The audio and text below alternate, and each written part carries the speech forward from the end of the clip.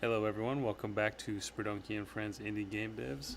This is Sperdunky, and today my friend joining me today is Stephan Du Toit. Is that how you say it?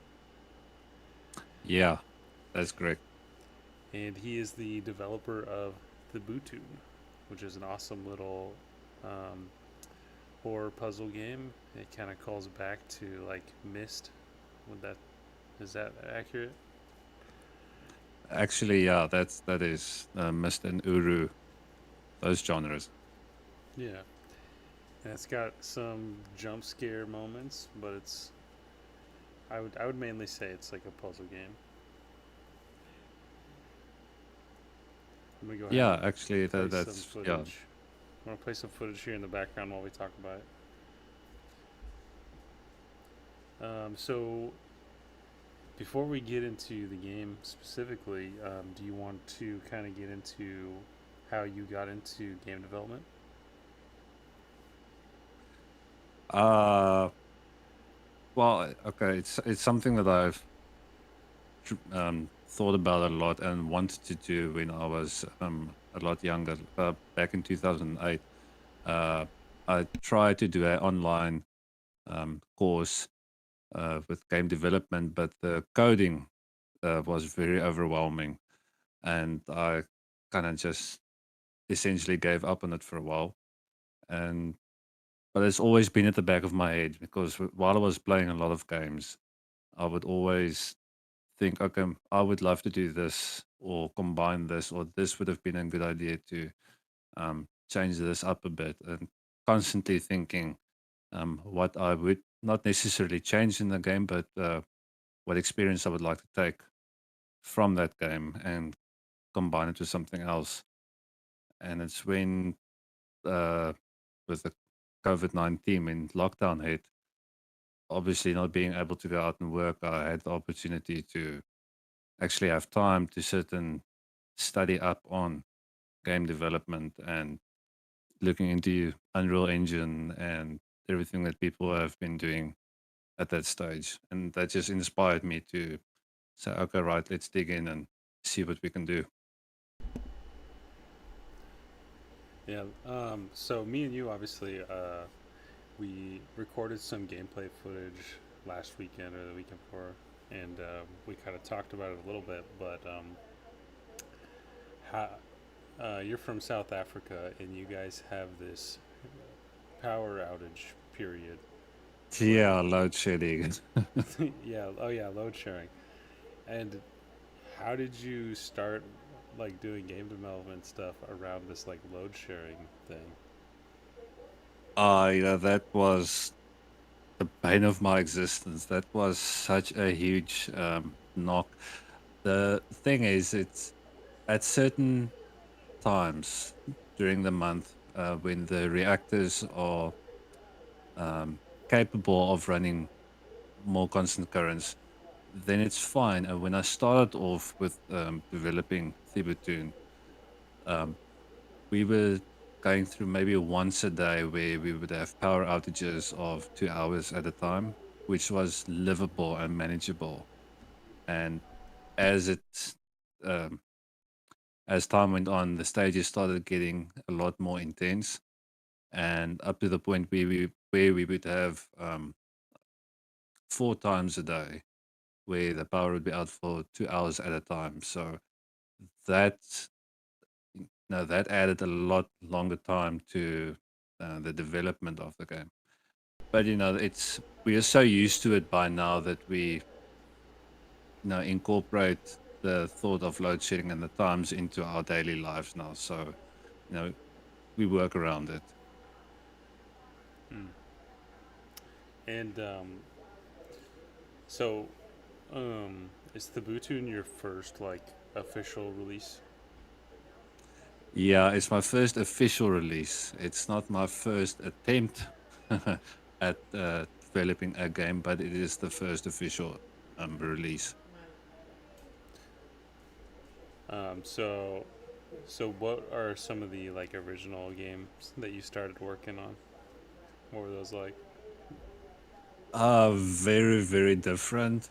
The very first one that I attempted was like a post-apocalypse SUV, just a standard SUV rigged with all sorts of post-apocalyptic weapons and gear and armor, and where you would be racing through a desert from point A to point B, um, while dodging all sorts of hordes of, say, zombies or ghouls or things like that, with challenges, like ramps, um, timed areas, and I kind of developed myself into a corner with that, where I got to a point where I did not know what to do next. So I put that on hold, and then I fell into that trap of wanting to design a game that would be talked about. I think every designer has that, or developer has that little inner dream that essentially we want to create a ultimate game. Mm-hmm. And I attempted doing a sci-fi open world survival type of game, and I never realized exactly, or I never thought about all the challenges that would be involved with that, developing it on your own. I know a lot of developers, there are a lot of people that have developed games like that on their own. Um, but for me as a beginner, that was a very daunting project to take on. So I also put that on hold. And that's when the thought of Thibutune started coming in, doing something a little bit more, um, uh, Smaller I want to scope. say, Or yeah, smaller scope. And it also got very intense at some stages. But yeah, I was a huge Myst and Uru games fan, and that kind of inspired that as well. hmm. Yeah, so that kind of leads into what I wanted to get into next. Like, what was the very first like thought when it came to Thibutune? Like, were you originally thinking like, oh, like a horror puzzle game, or was it more like the art style came first? Because it is a Uh, unique art style. I mean, it's reminiscent of some other things, but it kind of feels like its own thing. oh, thank you. Yeah, I appreciate that. That is unintentionally what I was hoping for. Um, to be honest, the Thibutune, the first original idea was doing something that was more horror related, like full blown horror. And while I was busy modeling or blocking out the worlds, um, I started at that time. I was also looking at a lot of different types of architectural ideas and inspirations. And then I stumbled upon the type of architecture called um,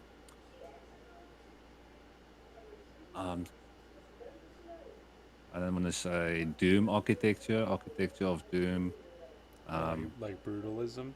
there we go. Thank you. Brutalistic architecture, and that inspired me to want to do much larger areas, different areas where you've got a lot more um, fear elements, like areas of the dark and high ledges. Um, Yeah.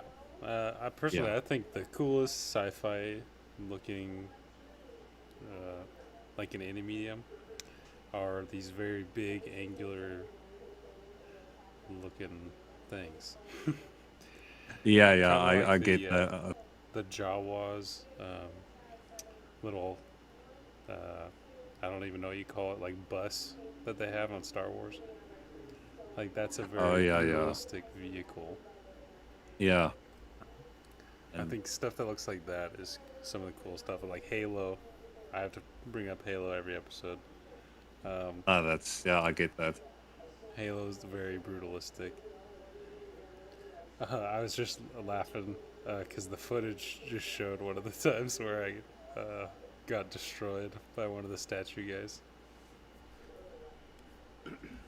Uh, yeah, it's um yeah. I think one of my focuses was as well not to bombard the player with the constant jump scares or the constant enemies throughout the whole process, because you can kind of get a little bit more numb towards it. Hmm. So I try to play a lot more with the environmental elements, the audio, and yeah, the larger areas where you can fall off constantly. Hmm. Yeah, honestly, one of the first things I noticed was the audio quality is pretty good. Oh, thank you. I have to point out though as well that all of the audio that I used in the game, I wanted to do original and record everything myself, but um, it that in itself is a very big task. So I just made use of some assets that are on the Unreal Marketplace. Hmm. Yeah, I don't honestly. I don't think there's anything wrong with No, and I'll go in on that a bit later as well. But yeah, I absolutely don't think there's anything wrong with using things that are already done for you. I mean, it's there for a reason. that. Yeah, and the big games do it too. They don't necessarily use Yeah, assets from the asset store, but they reuse assets from the other games. I know, absolutely. Especially like look at Assassin's Creed. Um, I've actually noticed back when I played like Assassin's Creed 3, like you could tell like the tree assets were from like the previous games and stuff like that. Oh, absolutely. And it's so easy to take, let's say, a tree, for example, and just to import it back into your modeling software and just to tweak it a little bit or change something about it a little bit and then just reuse it in the next one. I know a lot of them do that.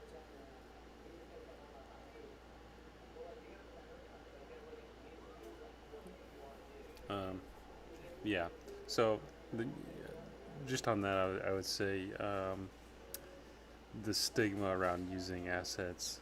Um, I get it because it's like you do want everything to be yours, but especially when you're like learning and this isn't your full time career. I think there's there's a big space where it's okay.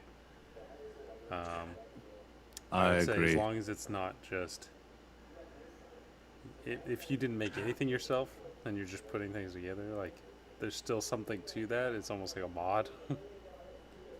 Yeah, no, there are on especially on Edge.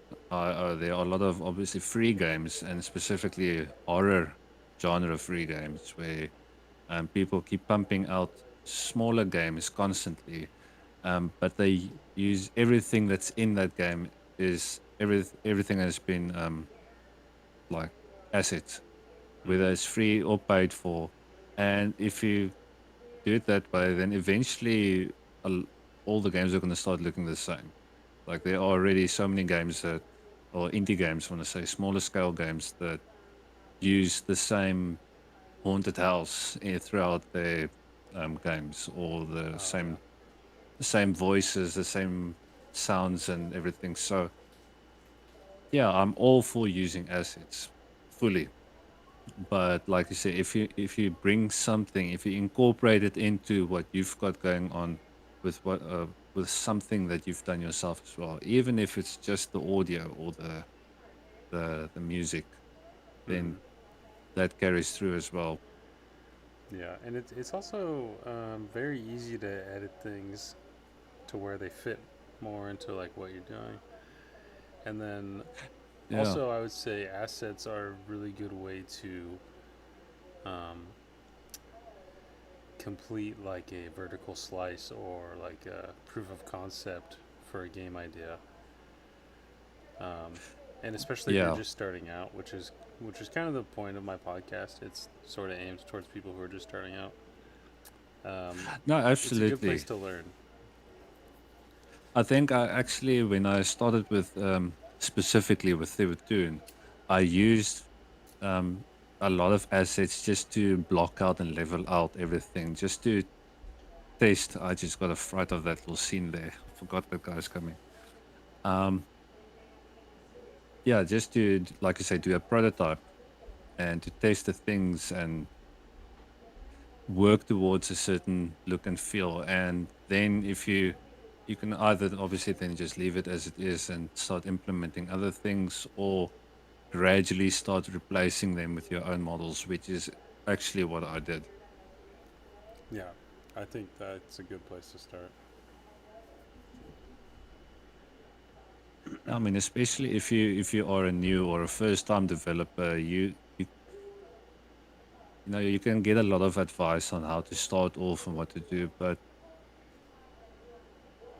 you will eventually find your own rhythm and your own way of doing things, your own method. What works for me might not necessarily work for you. Yeah. So on the screen right now, it's showing using the I can't remember what it's called, the ray of light that Oh, the gets rid of torch, the, yeah. yeah, oh yeah, the torch. How did you come up with like the I don't think I got to the point where I unlocked everything in the game. And N- No, there. I think you still needed to unlock the pulse action of the torch, where you actually shoot energy orbs out ahead to the more intense enemies. But essentially, a single pulse orb will do in a second what the torch does to the, I'm gonna say, the walking koalis. oh yeah, Um, oh the, yeah. So how'd you come up with the torch and I guess the pulse as well? Actually, that happened by accident. I wanting to do something horror like. Obviously, a flashlight is a given, and at first I thought maybe this guy just has a cell phone on him and he uses his phone to navigate himself through. But wanting to do a little bit more sci-fi orientated, I thought maybe a sort of glove. You know, it's I I got very stuck on trying to do authentic and original, and that's also a very deep pit where you can fall into, that you need to look out for. But then I started modeling the actual torch that fits onto the glove, and then I thought, hey, what if this thing was to sh- actually be used as a sort of a burning light, if the light was more harsh? And then I just took it from there. Was there ever like a gun in the other hand or any traditional weapon? Actually, I was aiming at not doing any form of weapons or Oh, okay. defense kind of thing. So, but it it's difficult. It really depends on the Mm-hmm. type of game that you're doing and the vibe, the feeling that you want to create with it. Yeah. So I thought, and also you can get bored very quickly as well because you're just constantly running away from everything.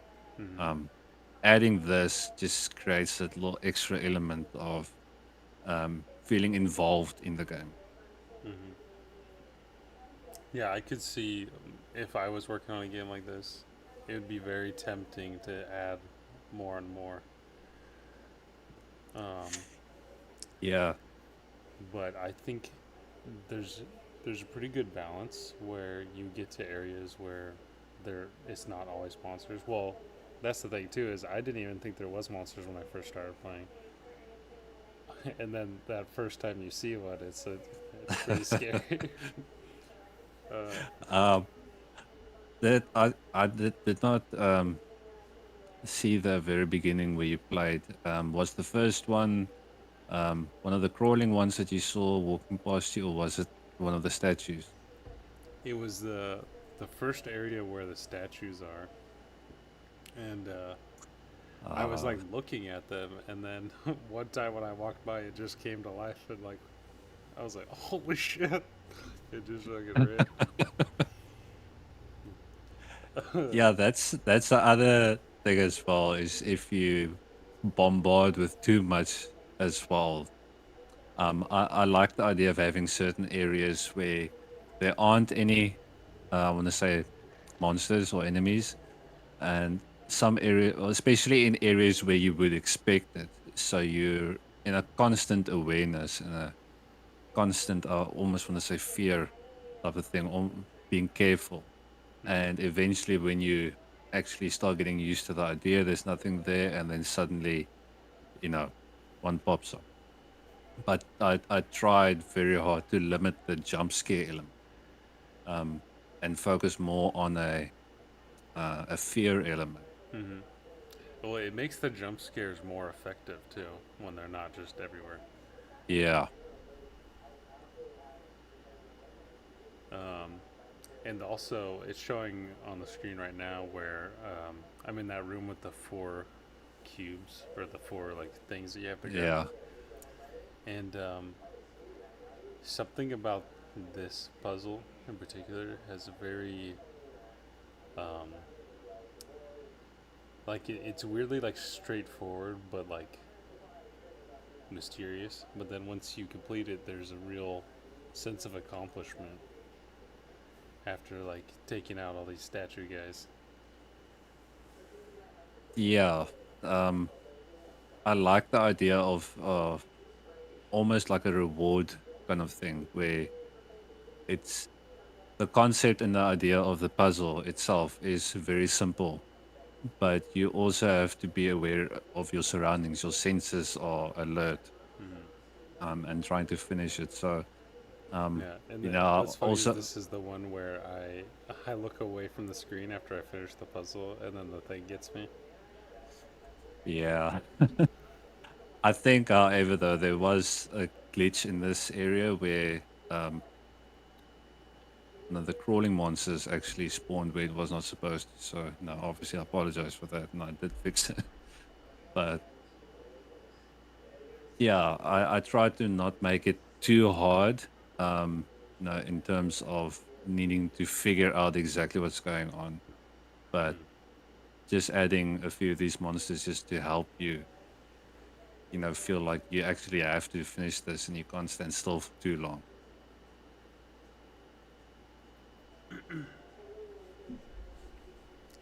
Was there anything that stood out to you when you were watching me play that you maybe weren't expecting? Um, I wouldn't say not expecting, but more realized, like I mentioned earlier, I mentioned to you at least at some point, is that I spent way too much time on all the surroundings in some areas. I was, in that constant refining and trying to do everything perfect. Um, but watching you play, I realized, especially in this area, that the player isn't going to be too focused on the surroundings constantly. So I don't want to say you can get away with um, your level layout more, but you need to decide where you're going to spend most of your time and energy on. And so, I think that, are you referencing like the background stuff? yeah, and I'm going to say the finer texture details. Mm. Um, this area specifically, I think I remodeled this maybe close to 8 or 9 times. Ah. Yeah, I would say it didn't go completely unnoticed, but there is something to be said when you are scared for your life. You're maybe not Yeah, focusing on like some of the stuff, but there's still some cool imagery. Um, you did a good job of making the different areas feel different. oh, thanks. The textures was a bit of a struggle at first because you'll notice as well a lot of I want to say the models, the meshes are solid. They are not made up of 4 or 5 different pieces of placed together. A lot of them are solid big pieces. So obviously that created some issues with the texturing Oh, because you can stretch them only up to a point, and then you're gonna start noticing it looks blotchy and like crap. And originally I wanted to do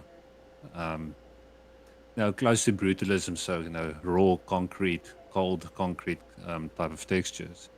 And I used Megascan textures actually to test run it a few times, and it even with adding a few what do you call it, variation nodes to your material function. Um, there's a reason why they use smaller meshes to make up a big one for the texture issues as well. But with these textures that I did, which I also happened to do by accident in Photoshop and Substance Painter, when I did this, it felt a little bit more natural and it's something different. I could get away with a few things here and there. yeah. I just want to add that my co-host Cybernetic Druid is here, or Mike. Um, Hey guys, how's it going? I'm Cybernetic Druid. You can call me Mike. Um, yeah, I'm jumping in a little late. Sometimes real life stuff happens, but I'm here now, and uh, yeah. I wanted to mention. I heard you talking about the weapons. Uh, the heat thing that you have on the gun. I thought that it really does a good job of adding tension, like because it's so slow to like you're running. It's somewhere in between. You're not running and gunning, but you're also not just running. But you have to like look at them and back up slowly. Um, uh, I just thought that was like an interesting aspect of it. I don't know if I've seen that anywhere else. No, thanks. It was on purpose that it takes so long and slow, like you said, to add the tension, and you know, you have to walk backwards essentially to attack this thing, but still in a way trying to be aware of your surroundings because when you're backed into a corner, I mean, that's it for you. yeah, I definitely know that feeling. um, yeah, especially when you in this level, it's like pretty open, so you're like unsure if like another statue is gonna spawn behind you, or I guess the crawler guy, but he's not supposed to be there. Yeah, that was the unfortunate glitch. I think I had him there for a test run, and because they are I'm going to say hidden, they are hidden blueprints, and obviously when they're triggered, then they're unhidden and can start doing their thing. And during the testing period for this area, I think I placed one in there just to see what it would do, and because I could not see him, I did not take him out. Um, so before we started the stream, we were kind of talking about multiplayer. I just thought of an idea. Would you ever be open to making a multiplayer version of this game, where like you guys have to run away from the monster? Absolutely. I love the idea of turning this into like a co-op kind of thing. Almost in the same way that they did with Portal. I don't know if you ever played Portal, but the co-op for that was, for me at least, that was very exciting. Yeah, Being a fan of puzzle games, that I would yeah. love to do something Portal like that. 2's co-op mode is pretty awesome. You could call it Yeah. Thibutune.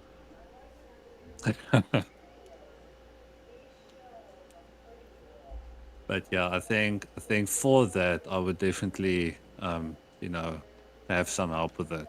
Um, Multiplayer, um, yeah, if for people that want to start off multiplayer, setups are it's not as simple.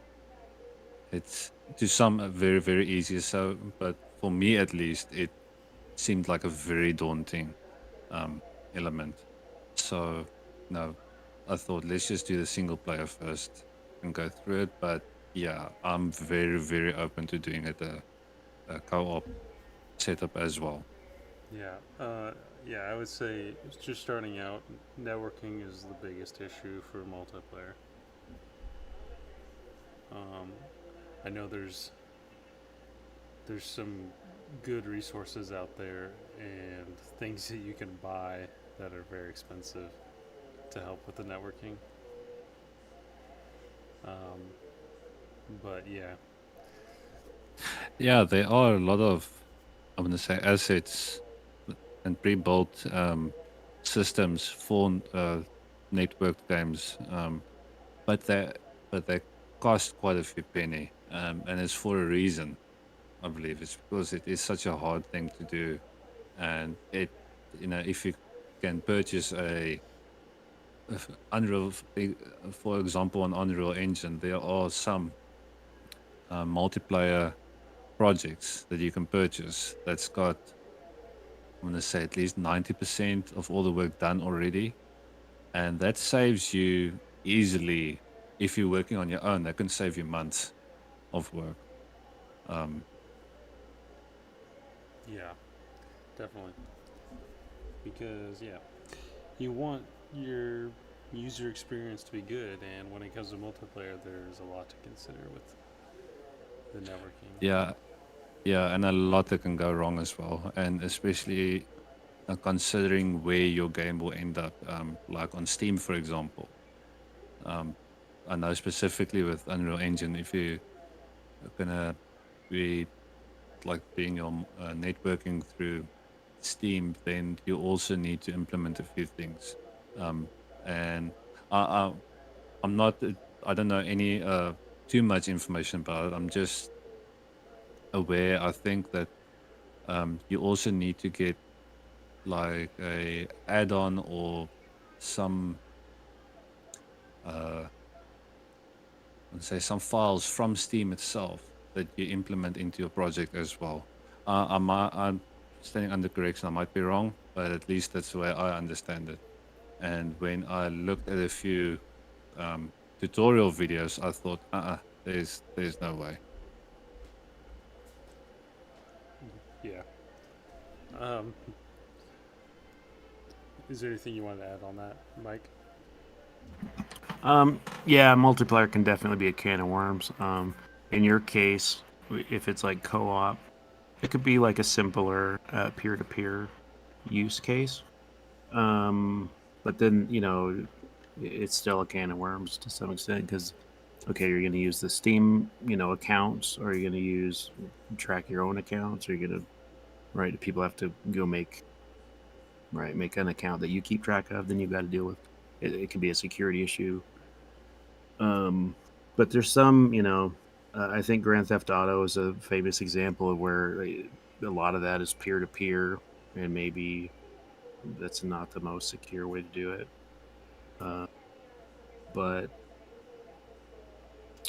I guess with everything, there's trade offs. But I think it's also wise to just cut out the whole system, especially for the first one, and just, do it as a single player game. Don't even worry about multiplayer.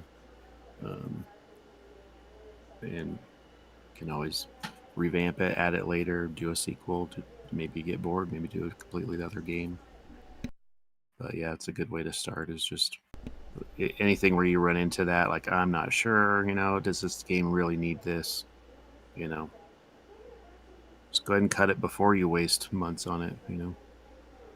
Um, yeah, and with the Thibutune, would you say you're you're done developing it, or is it like 90%? Oh no, there are still a few things that I'm currently doing in it. Adding a little bit here and there, and like I think we did a test run 2 weeks ago, and Mike actually mentioned something that is something so simple and obvious, but I did not really think about too much.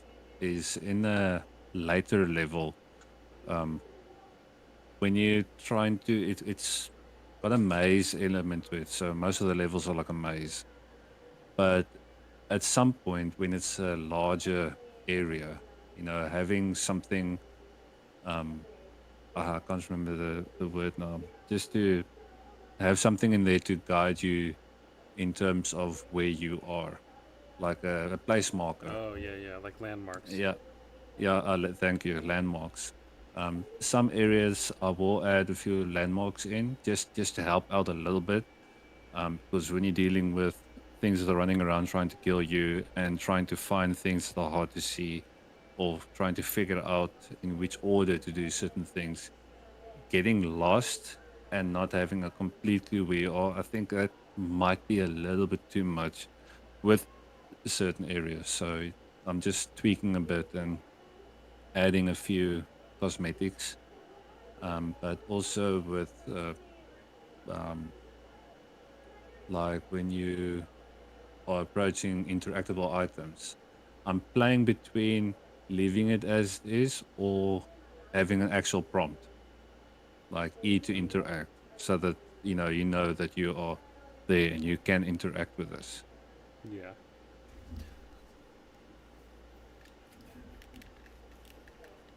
Yeah, I would say I could see how someone who, maybe they don't play a lot of games, or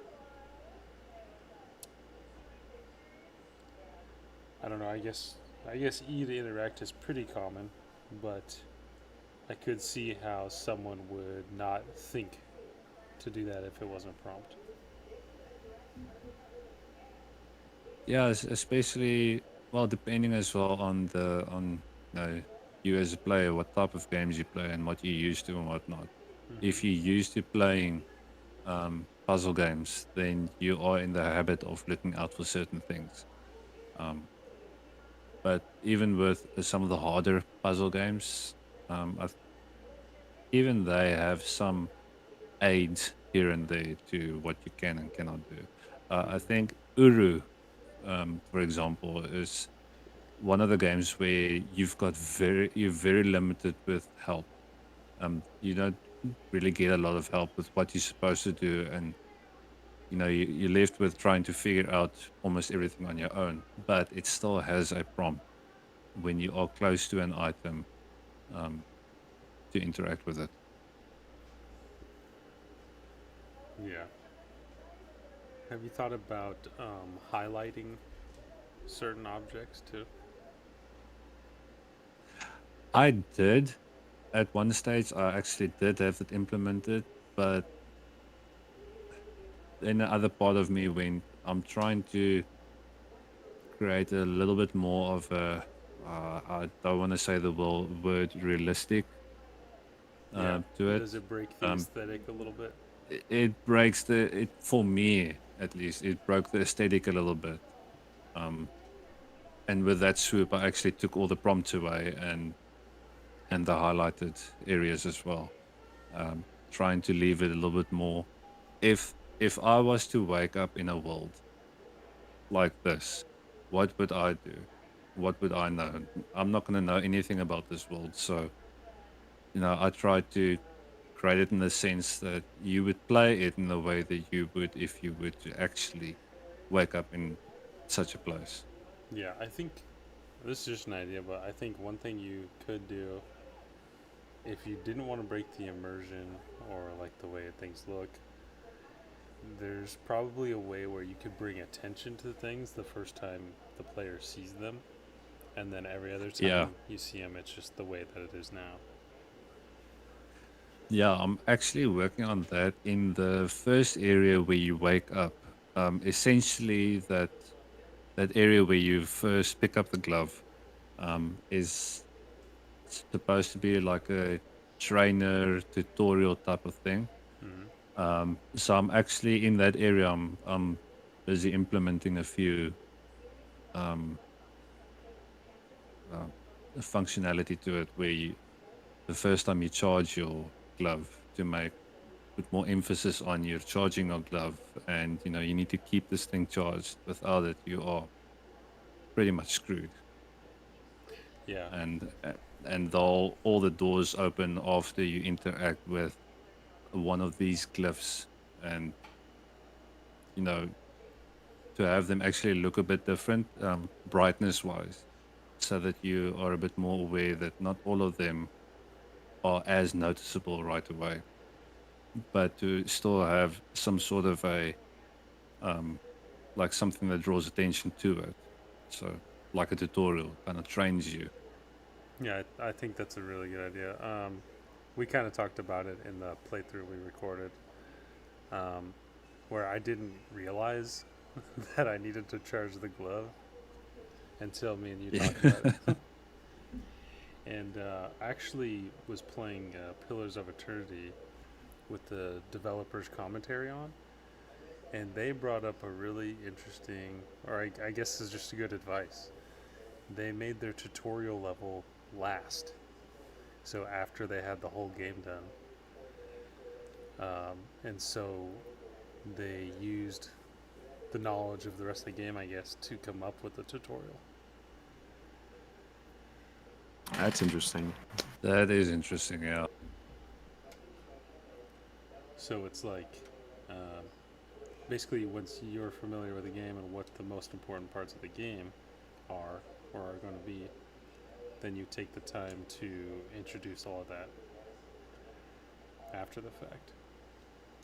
Yeah, and then you can prioritize. Like, if you have a mechanic that's only used in one level, it might not be worth putting in that level, but you just kind of have like easy area just for that, the outlier mechanic. That actually happened quite a yeah. lot. That's a good point. I did 2 or 3 levels where I had functionality within that level that would only be applicable to that specific level, and then decided actually it's pointless to continue with that. It's not going to work throughout any other level. Yeah, and it kind of depends on your game and what you want to do. But yeah, it's Yeah. So yeah, like taking the time to introduce like how the glove basically works. I think that works. Yeah, because if it's something like you really wanted to mess with, like say one level had like changing water level or something, you could do like a hallway where you can interact with that level with that mechanic safely, and like, oh, this is how this works before you get to the real, like just like a quick, but then in the main tutorial level, if you wait till the end, then which one's okay. What do you need to know right away? What do what does a new player not understand that, like, we all know because we've been playtesting it, what needs to go in that, and then you go find someone to play it, say, hey, figure this out, and don't even say anything, just see if they can figure it out without you saying anything. Yeah, I was going to ask you, yeah. So you have it for sale on itch. So are you putting out like the updated versions, like as they're done? Yeah, as they're done, I'm replacing the current version with the newer one each time. And so you don't have to say like numbers or anything, but what is like the response been from people who played it?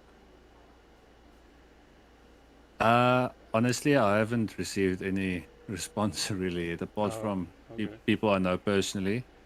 Yeah, I actually, I saw that the game was cracked by some idiot that decided to purchase the game, and like within 3 hours, I did a search on it just because I saw someone else was posting a video on it or did a live stream video on it. So now obviously I was curious what the feedback was, and then just saw, okay, well, now it's on some other dude's website for free. Oof. Okay. So that's something I've been kind of looking into a little bit, as far as like you can obviously take DRM too far, but to some extent, I don't have an easy answer for that right now.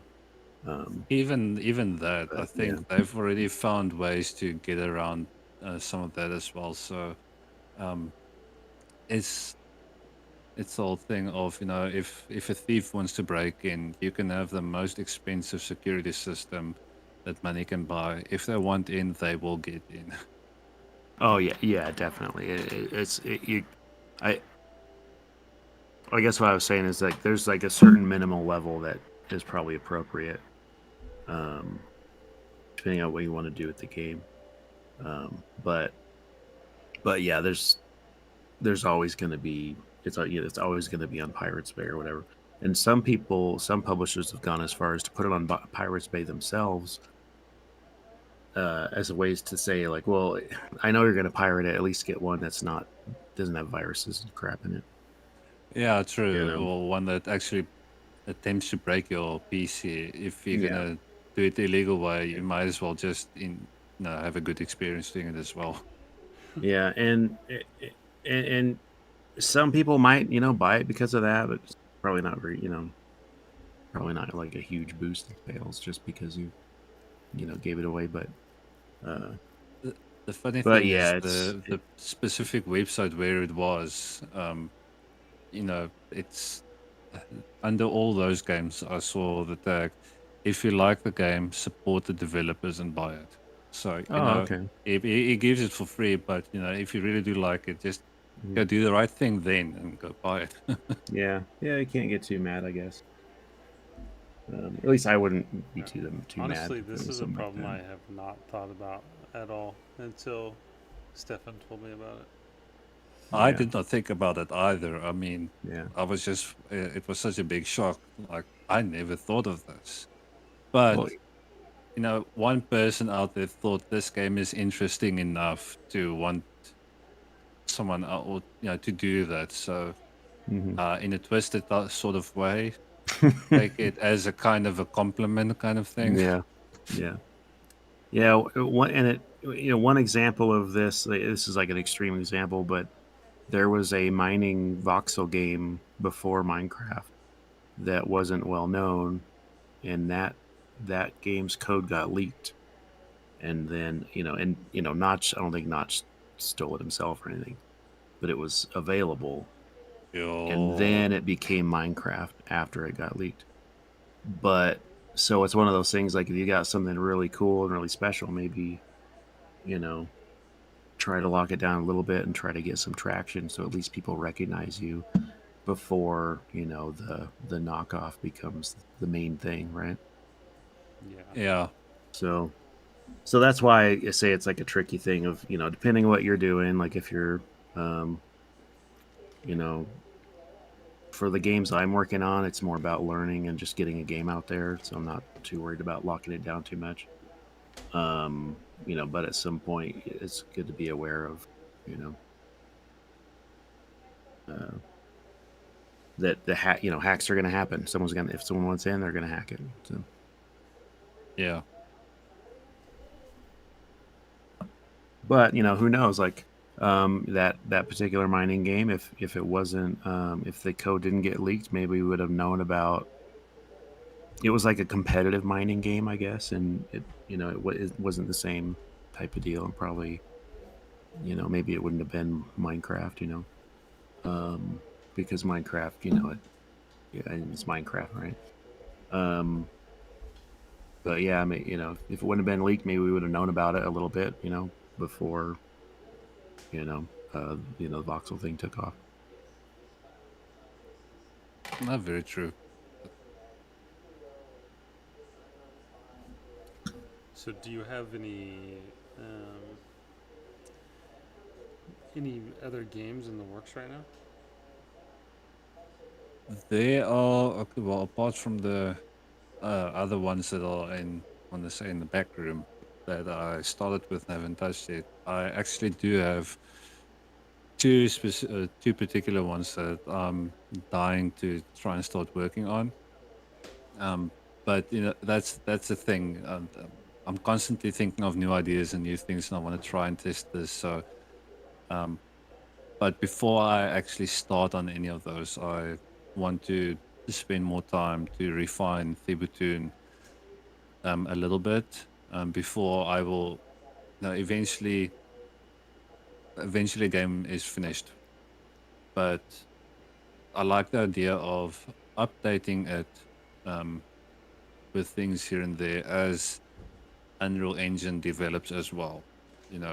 Making certain features more available or easier to work with at least.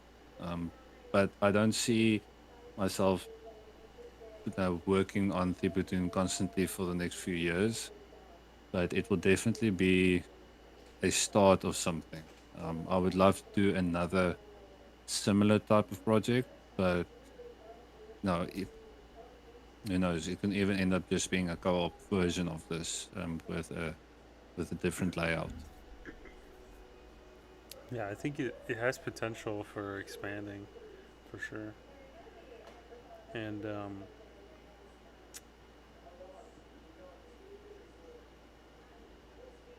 I had something else I was gonna say and I totally spaced out.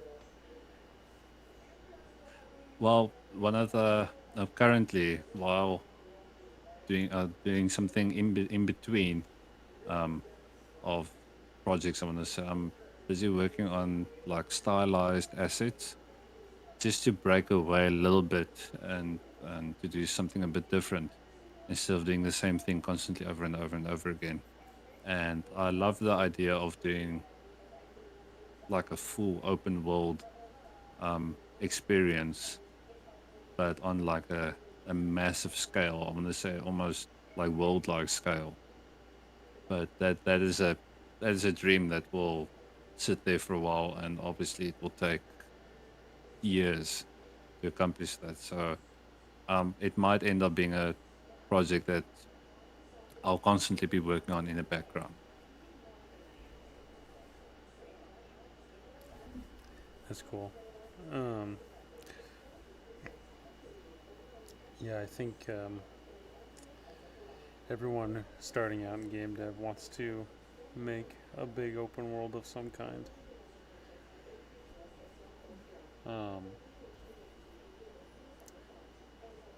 Yeah, open world. Oh, it's very enticing because there's a you can easily get yourself submerged into an open world experience game like Fallout, Skyrim, even something a little bit more smaller scale like Death Stranding. I got sucked into the lore, the world, the whole gameplay of it. But funny enough, when without being a developer, when you're starting out and you see all these tutorial videos on how to do this, and there's tons of videos showing you, how to implement a inventory system or a skills system, leveling up skills system, and you think, well, it seems very easy and simple to do. But the main thing is if you're going to be on your own, if you're going to be doing everything on your own, it really takes a lot to work on an open world environment. There's a lot to to work on. The lore itself, the storyline itself, that is a challenge on its own. Yeah, because technically, open world is really easy. You could just make a big open world and then you can walk around. Yeah. But the key is to make it interesting. And with Skyrim and Fallout specifically, Bethesda set up their engine to always have things going on in the background. And they have this thing, I think it's the 3-second rule. Or it might be, it's a certain amount of seconds to where in any direction, if you're walking for that amount of time, there's going to be something there. Yeah, and that is actually, I heard about it, and thinking about it, it's actually quite a big achievement on its own. The main thing is you've got to keep the player interested or at least focused on these busy playing this game instead of just wandering for hours and hours and hours. There are so many. If you look on Steam, there are walking simulators, and I know a lot of them are free as well. And I suspect that those were attempts at trying something open world, and then the developer decided, well, this is going to be a lot more. Let's just put it up there so it's not wasted completely as a walking simulator. Mm-hmm. Yeah, because technically Skyrim is a walking simulator, but it's in Yeah. 360 degrees. So in any direction you walk, it's interesting. That gives me an idea for an idle game where you're on a treadmill, just a walking simulator. Well, You can turn the game off and like log back in and see how far you walked. You burned Just like a 100 random calories. dumb idea. Yeah. well, I can guarantee you there will be a lot of people that will be using that. Yeah. Go for it. If you I might do it someday, but if someone beats me to it, have at it. You know.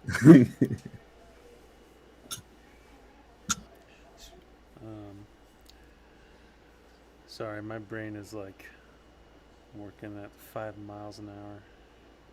Yeah, you were talking about open world. A lot of people, everyone wants to make an open world game, Oh yeah, yeah. and then you were talking about coming at it like when you're a solo dev, right, making a game, and you've got this vision, right? I think a good way to do it is to, especially if you're learning. Excuse me. If you're learning,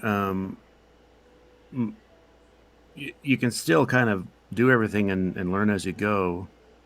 But sometimes it helps to, okay, let's learn inventory, like make a basic system, and then come up with a mechanic that matches what I know how to do, right?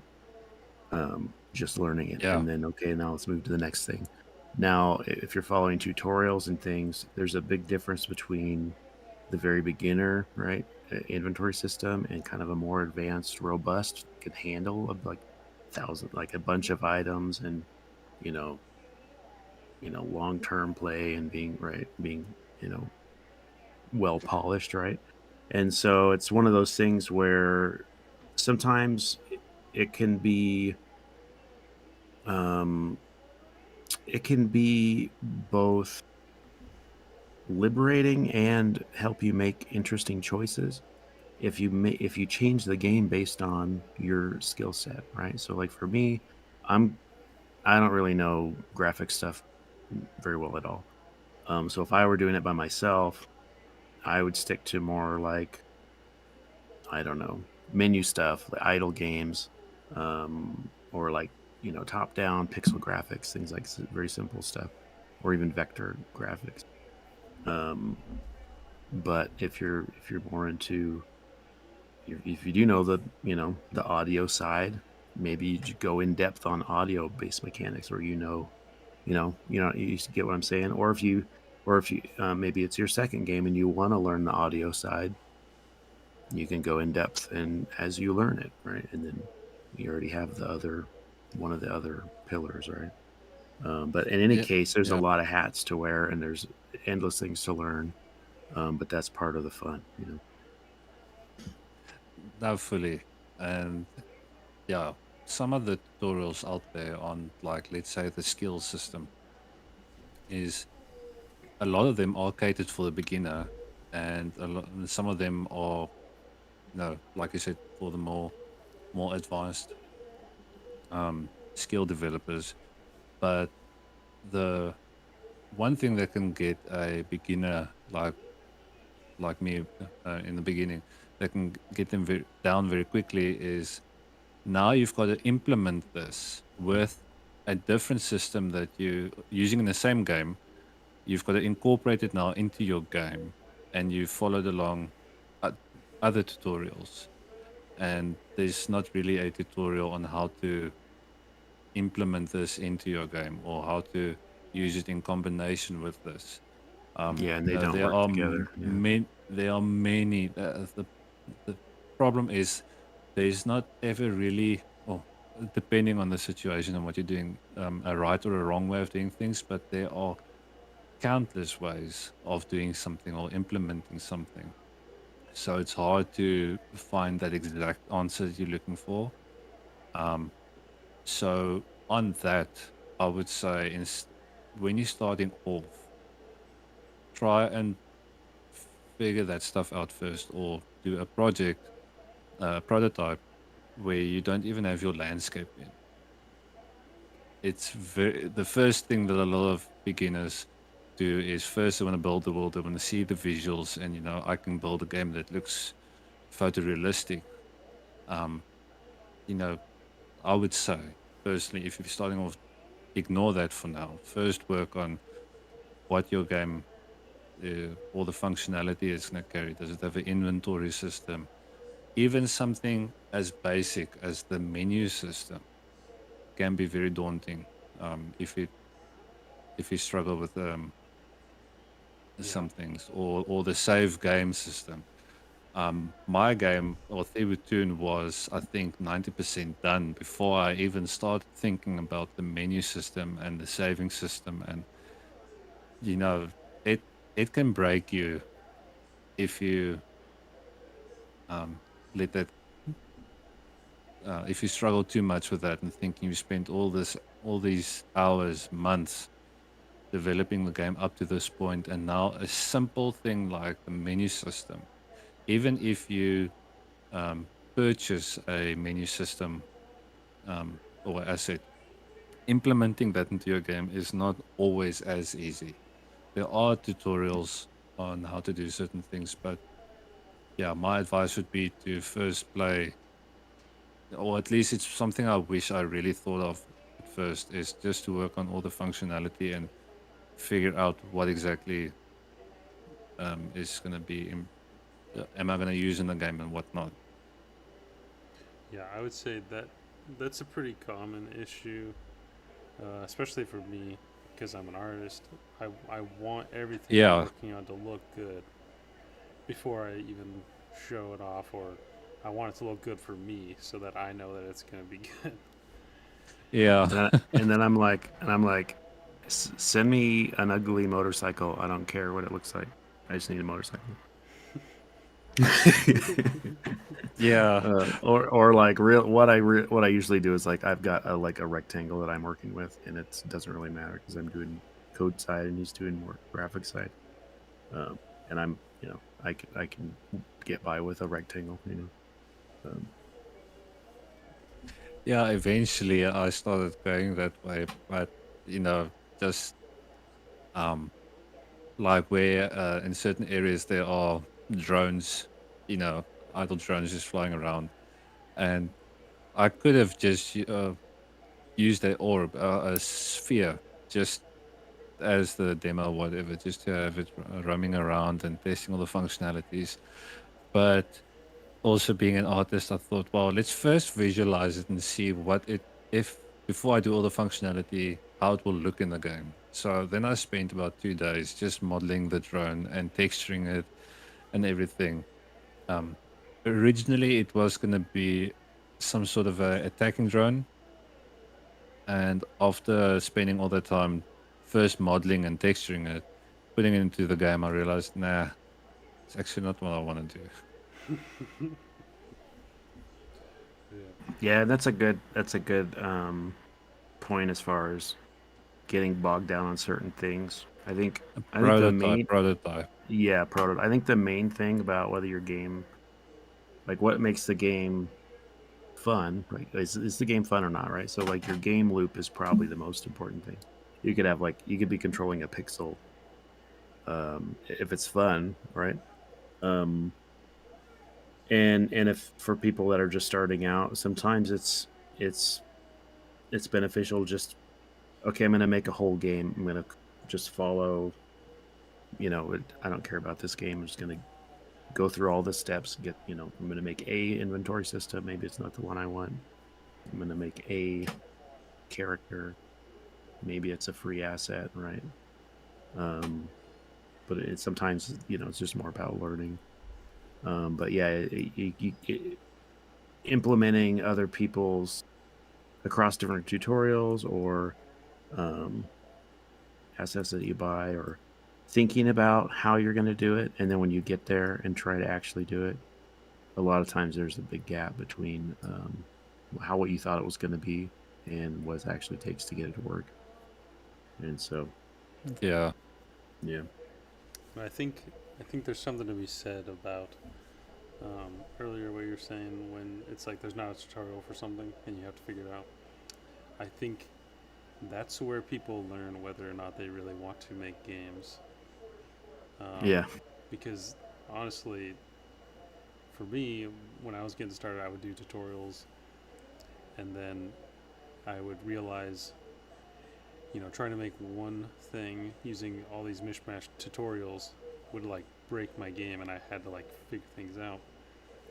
And I think that was the most fun part for me, realizing, I don't just want to do the art, or I don't just want to do the story. I also want to like get my hands in the engine and tweak things, figure things out. yeah. And Yeah, no, that. Sorry, go ahead. I was just going to say, for me, I have a coding background, but when I was first learning the game engines, I'd get frustrated because a lot of the tutorials are for beginners and they're taking shortcuts in the code, and I'm like trying to fix the code like during the Yeah. tutorial, but I'm like, but I don't really know how the engine works yet, and so I wasted a lot of time doing that, kind of like, oh, I'm gonna clean this up, and like I don't even have it running yet, and but it, I guess later I found, there are people that go more in depth and they focus more on like coding architecture and best practice and things like what's an actual good input controller, or rather than just trying to get a feature working right, and how do you organize your entire project, and what's going to actually work for a full game. But that was a lot of fun still, even if it was frustrating. But Yeah, that's the other thing to note as well is just because you follow the tutorial on how to use this thing and that, they never, because so many things can go wrong depending on your other codes and what else you've got going on in the game. No tutorial is ever going to run through every single possible scenario where you can run into problems and how to counter it. And with me, when I ran into, I obviously ran into quite a few issues on Unreal Engine. And, I went to blogs and the community posts and everything. And it seemed like my issues that I had were so specific that I could not find any bloody thing online on how to fix this. Um, Depending on what type of person you are and which challenges you like and which not, I sat back and decided, okay, well, I really want this to work. So let's try and understand this function first. Exactly what's all involved. I followed the tutorial on this specific thing. Let's break it apart and actually try and understand this and in that trying to figure out what went wrong and why does it not work. And I actually enjoyed that process a lot, but I can also see how that would break someone's courage or drive to want to continue with this, to the point where you know if you look at the amount of games that are being published, especially indie games, I would say it could even be a small percentage of 10% of people that start developing a game. I think somewhere between 10 and 15% of them actually gets to the point where the game is finished and they launch it. Yeah. Yeah, I think that's like we kind of talked about this before, but that's like the milestone where it's like, okay, like you're gonna make games because you made one at least. Yeah, and once you get your first game out there, that feeling of accomplishment and satisfaction, like, okay, I can do this. Let's give it a go again. Let's try again. So what's your next game? Uh, I'm not 100% sure yet. Up in the that was the other thing with Thibutune. I was never exactly certain what I was gonna do with the game, and that I that was a trap for me because I would spend days or weeks refining, changing, and then thinking, what exactly am I gonna do? Yeah, I actually don't know. This game has changed from a full blown horror to exploring to a runner to a this to that. Um, if you have a better idea of what your game will be in the beginning, it will also be a lot easier. And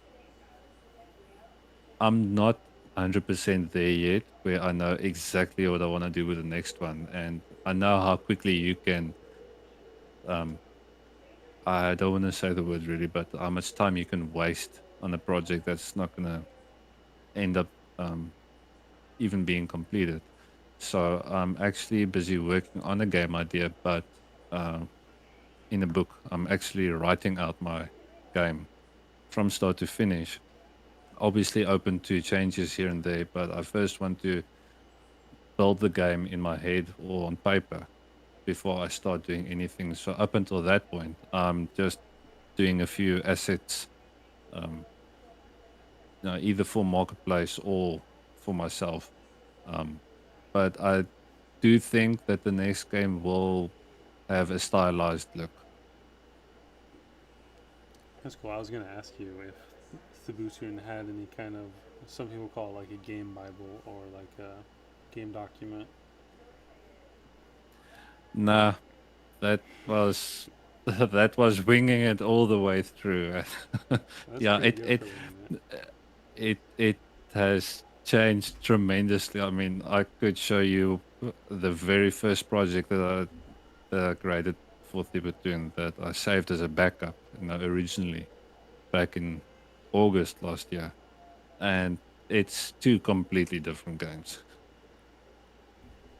Yeah, that honestly, yeah, I'd be down to see that. Yeah, and that's pretty common in software in general. And depending on like what you're working on, I've been in situations where uh, whoever's paying for the software really wishes at the end that we'd taken some more time to plan. Um, but sometimes they just seem to be okay with just constantly changing stuff. So I'll just roll with it. And okay, you want to change it? It's gonna take a long time, but we can do we can redo it. Yeah. But yeah, like well, it's gonna take you know 2 more weeks or whatever. And yeah, that's an interesting way. But you covered more ground to learn things, and so I think whether it's a waste or not really depends on what your long term goals are. Or, sometimes people have really tight budgets and expectations about what a game needs to do. Um, but yeah, it really just depends. I Well, like to look the at things like, well, what did I learn from this? And I can't go back and change it. So let's just take what I know now and we'll apply it. exactly, like even that first version, I will always keep because there are some things I learned in that project and some codes that I can actually take from that and reuse again. So that's why I say I don't want to use the word wasted time because I still learned during that time.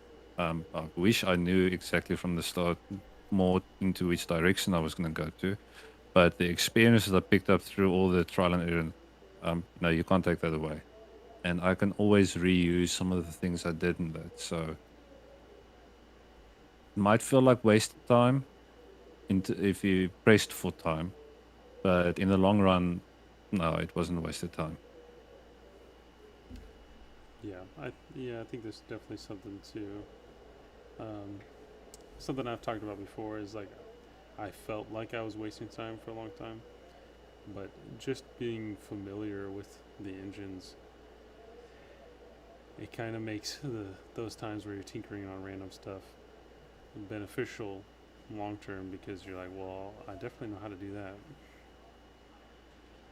But yeah, it can be Very true. frustrating while you're there if you're trying to get the goal. Yeah.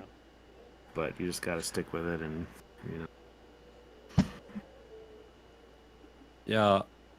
I think also depending on what you're doing, whether it's like the audio side of things or the visuals, effects, special effects, or just the texturing, especially starting out, I would say get to know your software.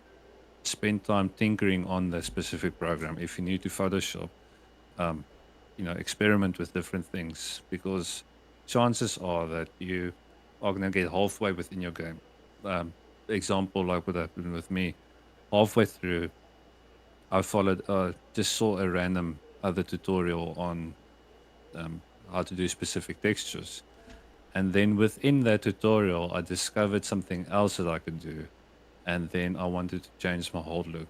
And then looking back, I wished that I spent more time playing around with the software I use, Substance Painter and Blender even, getting to know those things as well before just going, okay, let's just start it, let's just dive in, let's just follow tutorials. If you understand your software that you're using a bit more, it also helps and can be very beneficial. Yeah, and here's something. I think this is a good. I'm gonna just jump in real quick. No worries. So there seems to be like sometimes there's this stigma about tutorials or self-taught or you need to go to a prestigious school or whatever. But I think to some extent it's more about you get out of it what you put into it, right? You can go to a great program and half-ass it. You're not going to get much out of it, or you can take these free tutorials and then combine that with the official documentation, and you can go, okay, well, I'm going to do this tutorial, and then I'm going to go in the documentation and find all this stuff that they did, and like you can take it a step further if you want to, right? And you can go in depth as far as you need to. Obviously, there's a certain point where it's not as beneficial. Like if maybe reading the engine source code, maybe you never need to do that, and that's it's probably smart. But yeah, I think you get out what you put into it. No, fully. Fully. Yeah, games But development is the place where any of your craziest ideas can be realized, but you just have to do. You have to scale your work based on your dreams.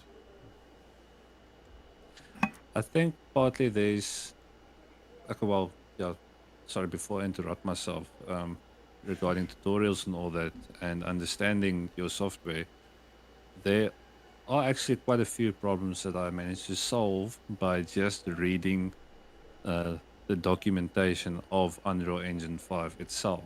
But by going through the documentation of the program itself and then noticing, okay, well, this is how this could actually work. The documentation itself can carry as a guide or a semi-tutorial itself as well. Yeah, I found where if I'm in there anyway and I'm like looking up a certain thing, I'll go ahead and read like that section. But like for me, I can't just sit around and like some people will just like, oh, I want to learn this language or this engine or this tool, and they'll just go through the entire documentation front to back. That's not for me. Yeah. I'll fall asleep, but I'll try to find a small goal to play with and then go in the documentation. And if I'm in there anyway, I'll go ahead and just if I have a minute, I'll go ahead you know uh, that a little bit around what I'm tinkering with, because maybe there's a better option than what the tutorial said or what someone on Stack Overflow said or whatever, right? I always try to understand the solution, especially if whoever suggested, or even if I think, oh, maybe I'll use this, I'll try to fully understand the options before I pick, this is the way we're going to go. Sometimes, prototyping, whatever, just, hammer it out, get it done. But yeah, it doesn't, sometimes you can just like, oh, I'll just do a little bit more, and if you make a habit of it, that'll build up over time, and before you know it, you'll be back in that documentation and go, oh, I've already read this, I already know this. Yeah, that's a good point. I have a hard time with documentation as well. Even when I was getting my driver's permit, it took me so long just to read through that tiny little pamphlet. But I do need to wrap up. So, is there any last words of advice you'd like to give to indie game developers out there, or people wanting to become an indie game developer?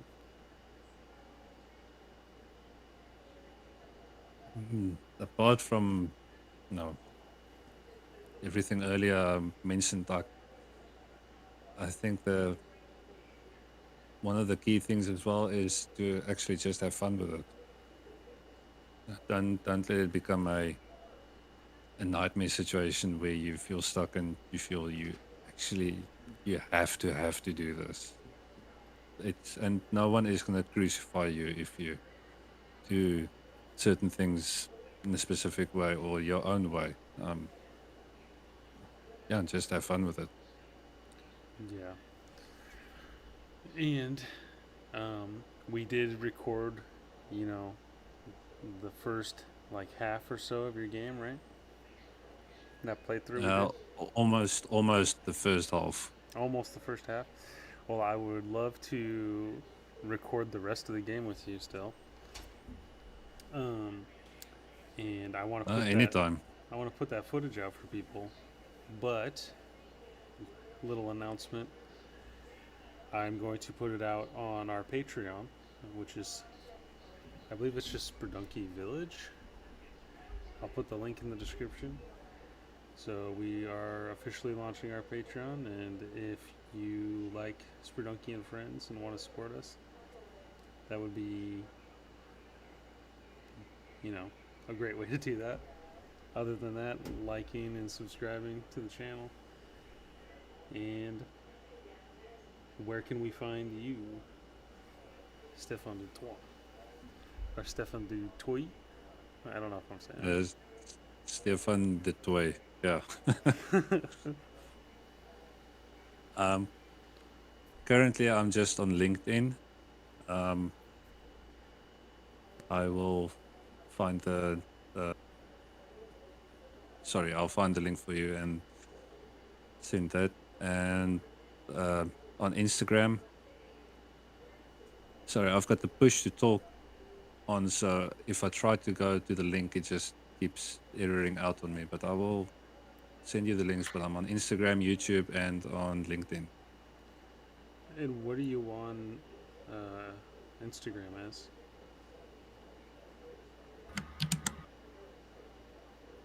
I will get that for you now. Okay, yeah, and if you just need to send them afterwards, that's fine. I can put them in the description. But Here, I'm throwing the itch in the chat if anyone's watching live, and we'll make sure all the links are in the description. Yeah, I was gonna say the itch. We'll put that in the description so people can play the game. And the game is Thibutune. Am I saying that right? Thibutune. If anyone wants to Google it. It's on itch, and I know I had some fun watching Hayden play it. It's very dark. It's spooky. The enemies are spooky looking. Yeah. And it's an interesting I don't know, look and feel. Yeah. I'm looking forward to playing the rest of it with you. And we'll probably do that in open chat again. So if other people who are in the Discord, which will also be in the description, want to watch while we record that, then they totally can. Awesome. Looking forward to that. Yeah. Any last words?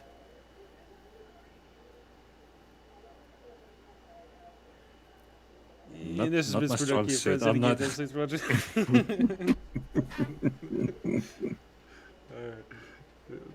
Thanks for being a guest on our podcast, and